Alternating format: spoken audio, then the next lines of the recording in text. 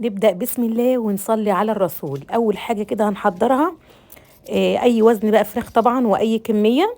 وزن الفرخة اللي معايا 2 وربع. تمام.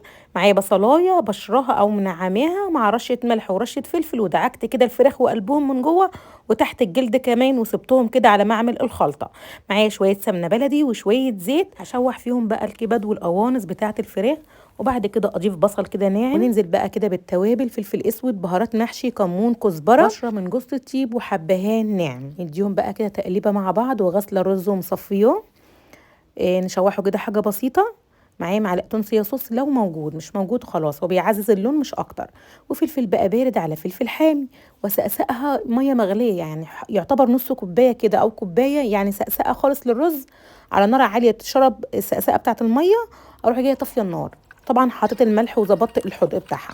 هنا بنحب الحاجه سبايسي شويه، زودت كده فلفل حامي تاني في الخلطه.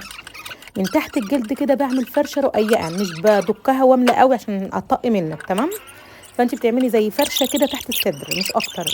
ونحط كمان من عند الرقبه كده، اللي هو مع عند الزور يعني، وكمان القلب بتاعها، ونكتفها بالشكل ده، ونحطها في اكياس حراري، وندخلها الفرن بقى كده. ما بحطش ميه يا جماعه ولا اي حاجه، وبشغل الفرن من تحت فقط. طعمها اللهم بارك زي العسل.